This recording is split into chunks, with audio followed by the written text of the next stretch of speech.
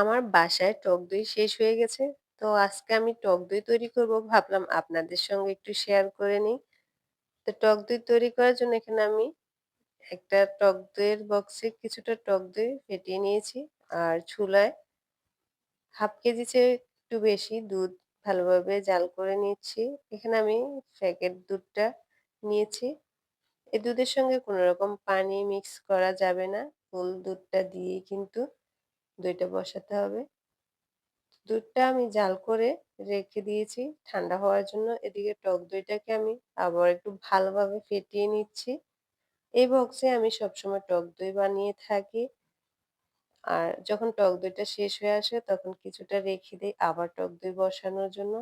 টক দইটা ভালোভাবে ফেটিয়ে নেওয়া হয়ে গেছে। এবার দুধটা দিয়ে দিব। দুধটা হালকা কুসুম গরম আছে এই অবস্থায় দুধটা দিতে হবে।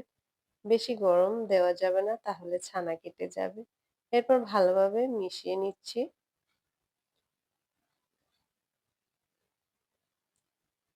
ভালোভাবে মিশিয়ে নেওয়া হয়ে গেছে। এরপর ঢাকনাটা দিয়ে দিব।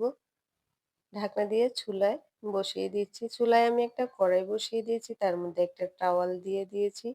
এরপর টক দইয়ের বক্সটা দিয়ে চারিদিক থেকে টাওয়ালটা দিয়ে একটু মুড়িয়ে ২ ঘন্টার জন্য রেখে দিব। ২ ঘন্টা পর চলে আসলাম। এবার দেখব দইটা কেমন হয়েছে।